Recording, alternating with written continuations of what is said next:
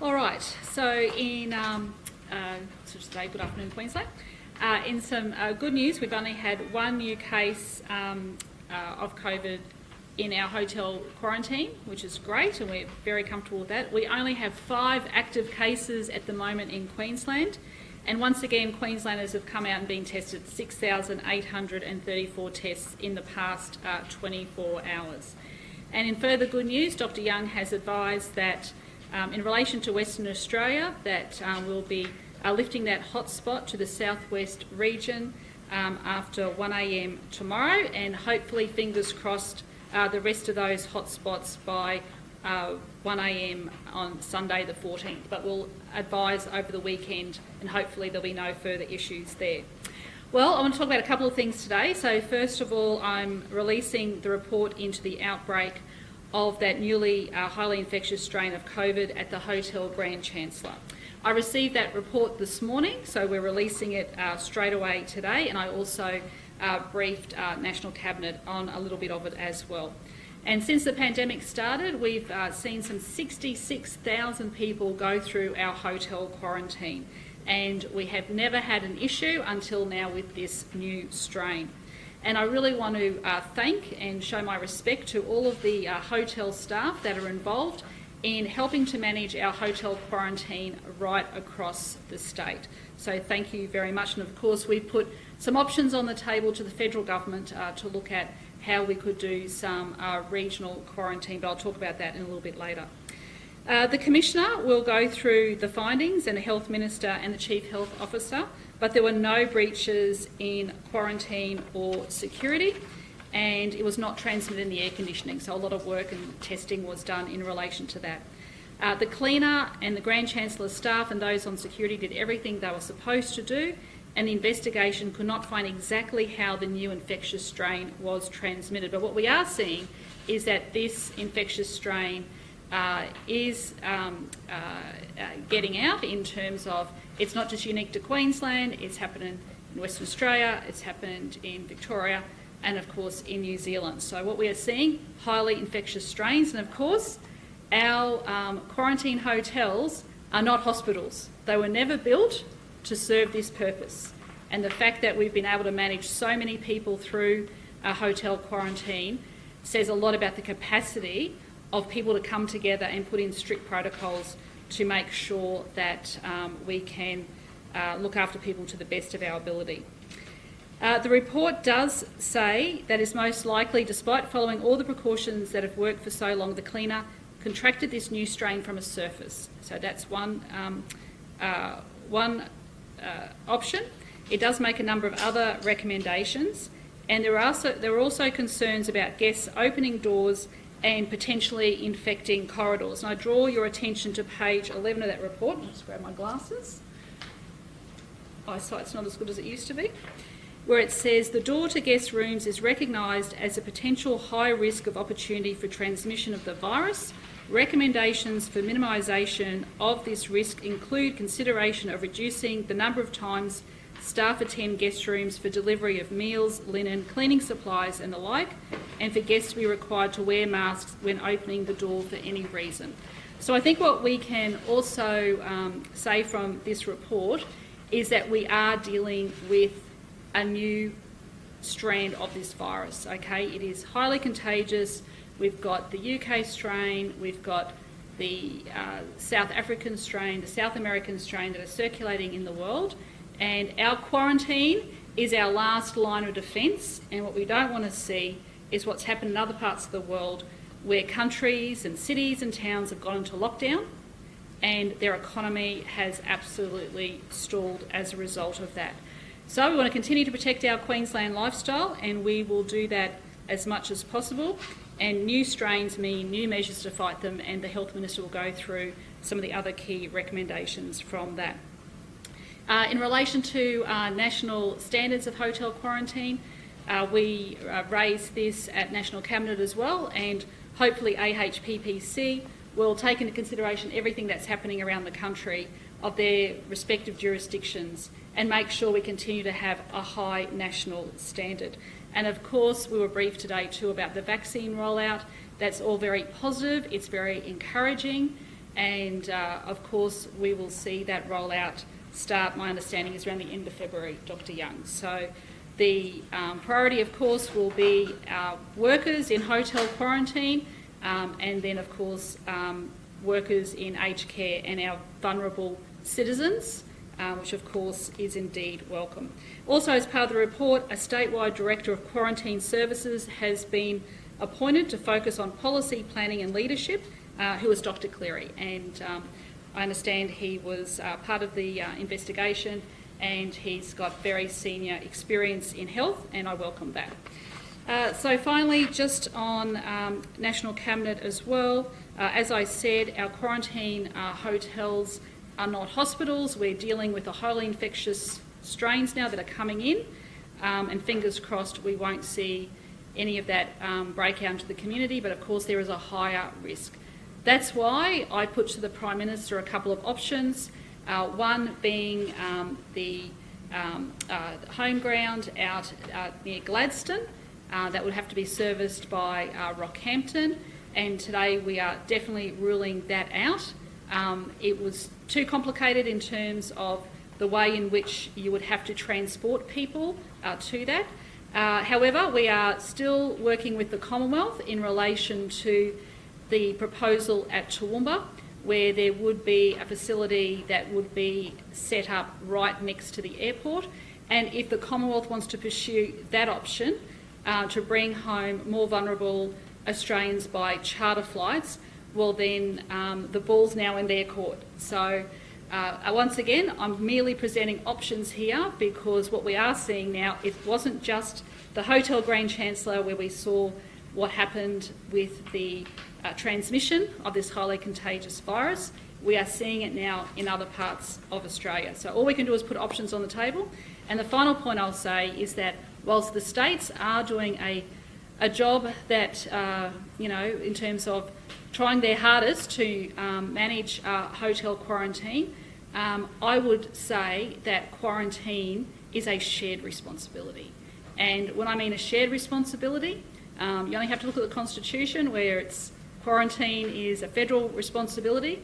We're stepping up, every other state and territory is stepping up, but I would put it to the Australian public that we need to share that responsibility cooperatively together. So I'll hand over to the Police Commissioner to talk a little bit more to you all about the report.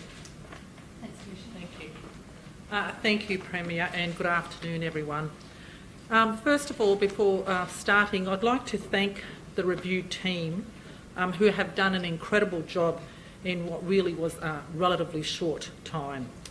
And I also want to touch on one aspect of the investigation both QPS and Queensland Health did with respect to the review. The Queensland Police Service focused on traditional investigative methods, including interviews, intelligence, analysis and timelines, and reviews of documents and the CCTV. Queensland Health reviewed infection prevention and control, documents and procedures, conducted environmental swabbing, genomic analysis, epidemiology, including incubation timeline analysis. The review was comprehensive. Police interviewed 5 of the 6 infected people, the hotel manager and cleaning supervisor, 8 other cleaners, 3 other hotel staff and 17 other guests from floor 7. 116 former guests were contacted via email and 14 have responded. Contact was also made with 70 police and 26 members of the ADF. Despite the hotel having CCTV system, this did not include the corridors on the 7th floor. However, CCTV was definitely helpful in identifying people and timings. No evidence was discovered that identifies exactly how transmission occurred, and there is no evidence any offences have been committed. There was certainly no evidence of purposeful quarantine breaches. The hotel operators fully supported the investigation, and I sincerely thank them for that, because they have been very, very supportive and fully involved in the investigation. And no evidence was found that the hotel operators have done anything wrong. There is no evidence to indicate that any of the guests from either room where infection emerged ever left their rooms without approval. And there is no evidence to suggest direct person-to-person contact between any of the affected pairs at any stage, either in-room or in common areas. There is also no evidence to suggest the cleaner entered any room when she was not meant to or had any direct contact with any infected person. The cleaner worked one day on January the 2nd and had no contact with any of the people in rooms 702 or 711 and did not clean those rooms. The review team was unable to find any direct contact between the cleaner and the people in those rooms.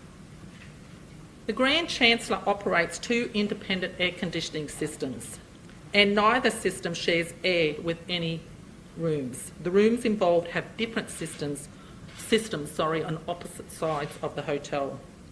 For these reasons, the air conditioning systems have been excluded as related to the infection. Evidence of the virus was found obviously in 702 and 711. However, there was no virus found in the common areas, corridors, cleaners areas or air conditioning. The review team had to consider obviously a number of scenarios as to what occurred, and considering that there was actually no direct evidence of transmission, as such you will see that the recommendations are comprehensive, encompassing all possible scenarios. The report made 7 recommendations, and I think the Minister or John will go through those, but I will talk to the one that involves the police recommendations, although we're involved in most of them, but the one that relates to us the most. That is increased CCTV for monitoring to reduce physical patrols. In relation to the CCTV, immediate action has already been taken with CCTV having been installed in 5 quarantine hotels. And installation is going into another 4, and we are also considering further hotels into the future.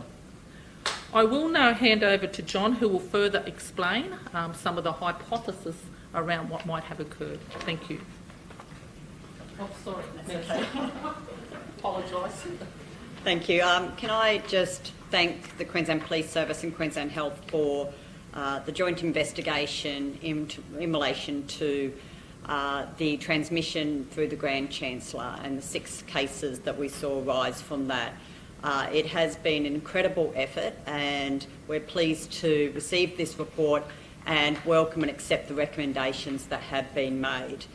It is important that we continue to review our processes, our protocols and practices around hotel quarantine as this virus continues to evolve around the world, and as we continue to see new variants that are more contagious. We need to make sure that we're strengthening all of the systems that we have in place. And so the recommendations that are in this report certainly go to improving a number of processes around training, around ensuring consistency of our protocols across all of the hotels, ensuring that we are providing the guests themselves with clear, easy to understand information in their relevant languages to ensure that there are no barriers to understanding what is required. And Dr. Young will go through in a little bit more detail what it is that we are already doing, because we welcome these recommendations, but of course we have already started making changes across hotel quarantine in relation to many of these practices, including how guests behave before they open doors, and the information that's provided, and also staff and how they interact in those corridors, because that's certainly critical and important information as we're starting to understand from Western Australia, from Victoria, and from our own circumstances here. To oversee all this, Dr. Michael Cleary has been appointed as the statewide Director of Quarantine Services. Dr. Cleary oversaw all of the logistics around the Grand Chancellor from the moment that we needed to evacuate the people and move them to a different hotel. So he did an incredible job in overseeing that process, and we all know how successful that occurred at the time with no further transmission happening. As the Premier said, hotels were never built to try to contain an invisible, highly contagious virus. that is a global health pandemic. Likewise, hotel staff never thought that as part of their position description they'd have to deal with infection control. But that's what we've asked of them, and they have absolutely stood up to the challenge. And we want to thank every one of our hotels, and particularly the Grand Chancellor in their work with us on this review, because it is a tough job. And we appreciate this is not their core business. This is not what they're used to doing each and every day, but they are doing it for us. They are doing their part like every other business and every other Queenslander, stepping up to help keep us all safe. So we thank all of them because although this report does identify some areas for improvement, we must also reflect that we've had over 66,000 people through over 74 hotels since this started. And this is the only transmission out of hotel quarantine into the community that we have had. And we will do everything to try to contain going forward, but we must accept that there will always be risk. Our job is to reduce that risk as much as we possibly can based on the best advice and the best practices in place. I'll ask Dr. Young to just talk about some of the things that we have already started implementing and some of the practices going forward, but also to talk about Western Australia. We are lifting the southwest region as a hotspot from 1 a.m. tomorrow morning, and if everything else remains as is, no new cases that are unlinked in Western Australia, we hope to lift those hotspots from 1 a.m. on Sunday the 14th of February. But I'll ask Dr. Young to speak more to that. Of course, welcome the news that we are only at 5 active cases, and we continue to say to Queenslanders, please stay home if you aren't well, go get tested if you have any symptoms whatsoever. And importantly also, if you are going to venues, we ask businesses, we ask patrons to continue to make sure you are checking in so that if we do need to contact trace, we have the information there quickly available so we can contain any virus. Dr. Young. So yes, that is excellent news. 1 new case found in hotel quarantine overnight. So we will do genome sequencing if there's enough virus there that we can sequence, so we'll know what variant it is. But we are treating all cases as we have in Queensland now for many, many months. We're moving all confirmed cases into hospital. We're not leaving them in our hotels because hotels, as we've heard, are not designed for infection control. So thank you very much for the hotels that have been involved in our program since the start, back early this last year, and have now looked after 66,000 guests. And we've seen that one transmission event. So we've, of course, immediately gone in and reviewed that and looked at where we can increase our systems and our processes to stop any future events. So for a number of weeks now since we had that event, and indeed prior to that, we had already started tightening up processes, and you've all heard about them. Some of the more recent ones we've done is we now test all our workers every single shift, and we're now rolling out post completion of a period of duty, so that when someone finishes work in one of our hotels, we're then rolling out a requirement that they get tested at day 3, day 7 and day 12. Or if they come back to work, then they go back into the daily testing regime. So we're working that through at the moment to increase the testing so that if we do have any cases, as we've most recently seen in Victoria, that we'll pick them up as quickly as we can. So we have that process in place. The other process is we are now asking the guests, or indeed requiring guests, when they open their door to put a mask on before they open the door. So we're including that in our orientation program when guests get checked into the hotel, and we're also asking all of the hotels to put signage up on the doors, the back of the doors, so to remind people when they open the door. So that's for 2 reasons. One, if they are in the start of an infection, and before they've tested positive, but they've got virus there, that it stops that virus spreading. But also that if people aren't infected, that it stops them getting it when they open their door. So we putting that in place. Then we're also looking at decreasing the risk of alternate rooms or rooms across corridors opening their doors at the same time. So that, and this, we've been talking about this for the last week or so with hotels, because you can imagine that if someone opens their door and then the next room opens their door to collect their meal or whatever it is they're collecting, that there's a risk that both are breathing in air at the same time, despite having a mask on. So just to reduce all of those risks. Plus we're trying to, and you've heard from the Police Commissioner, minimise the number of people who are in these corridors. So by using CCTV footage, it doesn't mean that you need people sitting in that corridor, as we've seen in other instances in other states, that they've had transmission because they've had people sitting in the corridor for 8-hour shifts. So you can imagine the longer you sit there, the higher the risk. So all of that's happening as well. So we're just looking at all of the things that we can do that would improve the situation and mitigate any risks as much as possible. So it's been very useful having this review, and they've come up with a whole range of recommendations which you all have there with you that you can go through.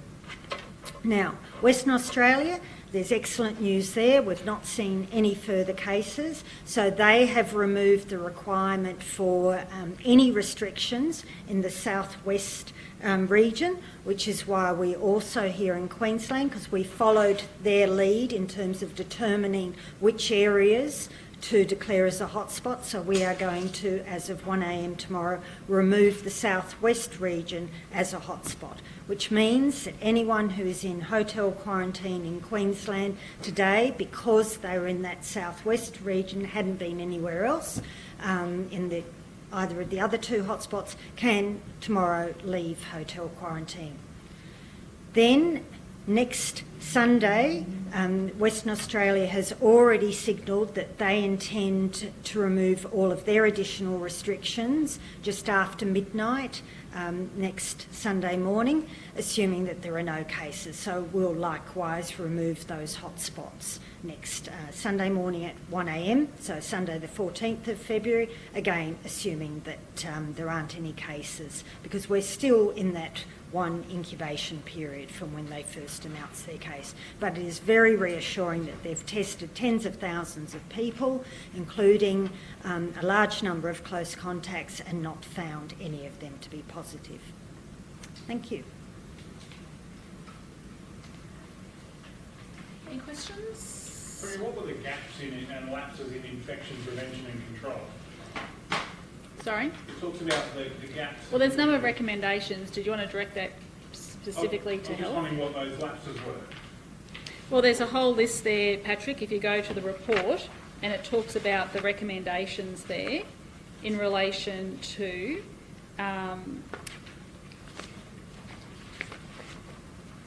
the recommendations in terms of compliance monitoring, cleaning, infection prevention control systems, policies and procedures, infection prevention and control, workplace culture, infection prevention and control training materials, hotel guest pack, infections prevention and control information, and airflow management. So they're all the recommendations. Why in the first place? I mean, these recommendations imply that there were shortcomings in the whole procedure. Well, let me say 66,000 people have gone through our hotel quarantine and there has never been an issue. So we learn from this and we will strengthen it even further. But let me make this very clear. We are dealing now with a new strain, a highly infectious strain. It is not unique to Queensland.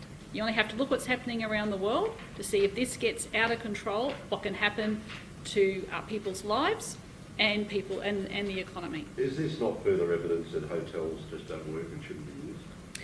Well, we've had, it's as the Prime Minister said today, it's worked for over 200,000 people. In Queensland, it's worked for 66,000. What I am saying, and Dr Young reinforced this fact as well, and the Health Minister, that when we're dealing with this global pandemic, we never envisaged that our hotels would be used to contain these highly contagious strains.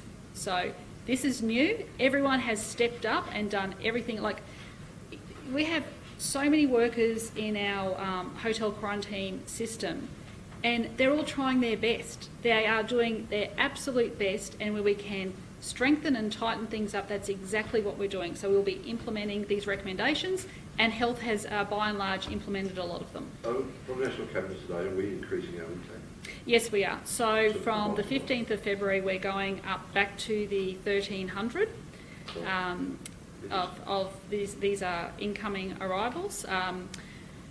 Over the last month, they have been, yes, over the last month, last couple of months, they've actually been reduced to half of that.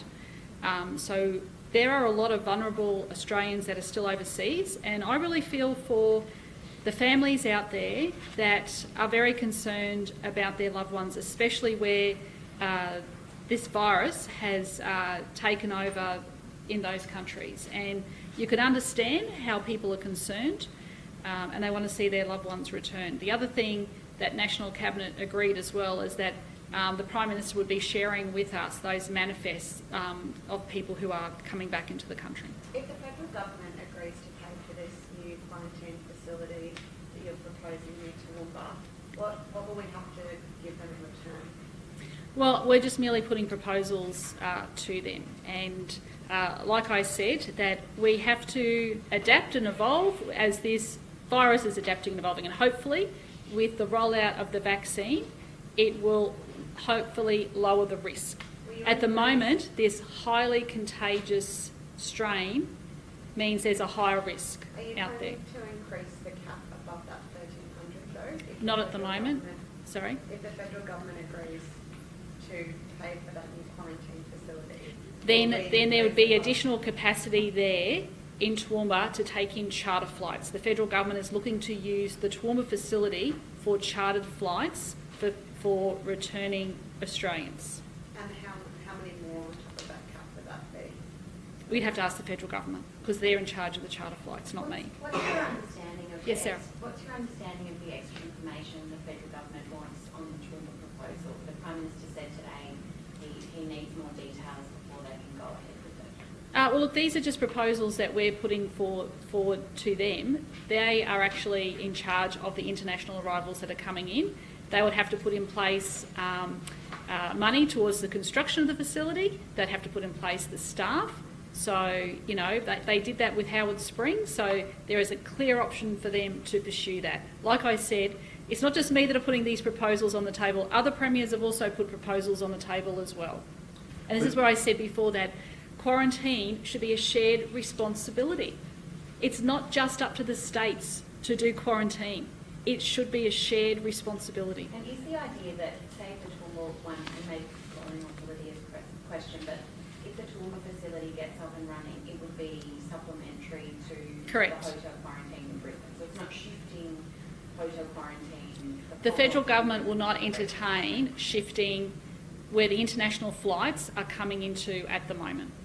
And so, sorry, welfare proposal is it if someone say contracted COVID-19, would they be taken to a hospital like in Yes. the case of Brisbane? Or They would be transported to a hospital is the proposal, yes. Would international flights still land in Toowoomba? Sorry?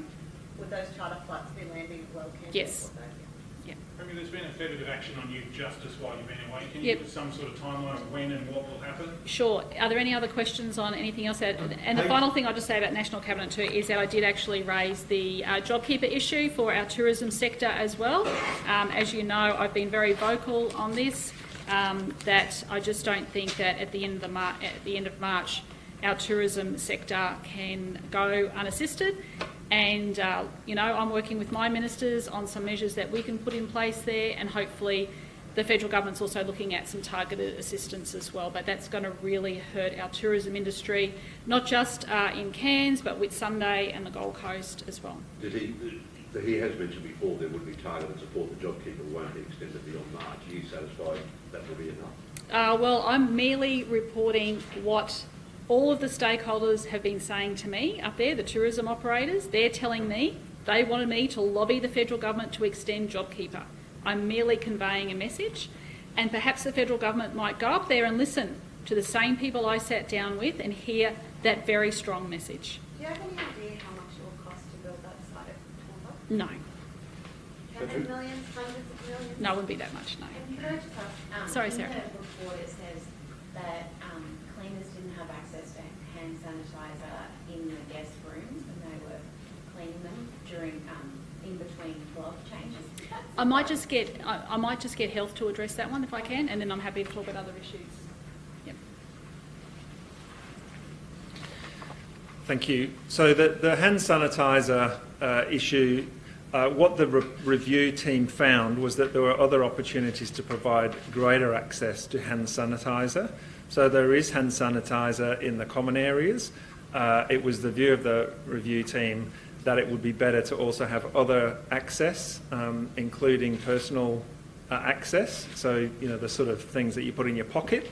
There is some concern about that in terms of other breaches of infection control. So because if you're ruffling through your clothes to get to that, that's another issue. So that Dr. Cleary and his team are working through with infection control experts just how to do that better. I think it will be a mix of having more access in the corridors, in the common areas, and they'll work through how to address that actually in the rooms.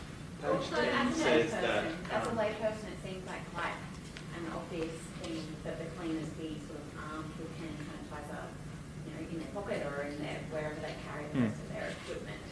Is that a fairly basic oversight, or am I missing something as a? So I think this goes to the context of all the recommendations. Basically, what the review team have done, so what do we know? The review team have found no evidence of direct transmission. They can't explain it through direct evidence. So they've had to hypothesise about just this how this transmission has occurred. And so our control procedures, whether it's hand hygiene, PPE use, all the other things that we've done has served us exceptionally well over the past 9 months. As I said, over 65,000 people through without incident. The problem here is the new virus, is the new strain, the B117 and the other strains. So it might seem like, well, that's an oversight, but what the review team have done is have said, how can we explore every single potential gap, and how can we plug in recommendations to make those stronger? So they have been doing hand hygiene, they have had the hand sanitizer, it's just a case of can we have it more accessible? Was it a requirement, though, to be in every single common area, hand sanitizer? Of course. It's the hand sanitizer is available because what you want people to do is not to have to fiddle around with clothes and gloves and masks to be able to access it. You want them to be able to just stick their hand under one of those dispensers so that they can easily get to it. That's why they're in the common areas. So the issue of is it available in every single hotel room? It is for guests, but the question is how do we work with the cleaning staff to really understand, and the infection control staff, to understand how can we maximise their access to hand sanitisation. It seems really simple, but actually when you're in the workplace, working through all of these things, it's something that the review team said, you know, we need to look at that. Is there a concern about the cleaning processes in the rooms, swabs and some of viral particles after the room has been cleaned? Yeah. Will we be introducing new cleaning procedures? So there's a couple of things to say about that. First of all, I think the environmental swabbing in the common areas found no evidence of the RNA particles, which actually makes us feel very comfortable that the routine cleaning of the corridor was actually good. The second important thing, and this is really important, that what the environmental swabbing found in one of those rooms post-deep clean, it found some RNA. That is not virus that you can catch COVID from. That's a bit like what we find in the sewage. That's RNA, so it's not live virus. So the stuff that might have been on the doorknobs could have been but cleaned. what it shows is that if it's present there, say on a tap, it means that there's not been enough physical cleaning of that tap. So what I can say, and these results have emerged since the report was provided in the last couple of days, the part of the work that's already happened is that Dr. Clare and his team have worked through with the deep clean contractors, because that's a specific company that comes in and does the deep cleaning, to completely unpack their whole process. They have then redone that. they have re-swabbed and it's completely negative, even of the RNA. What that means is that we will now take, that's an improvement, another improvement based on what we've learned, that will now be rolled out across all hotels. So I think, again, if we take a step back, what this is not a bunch of failures.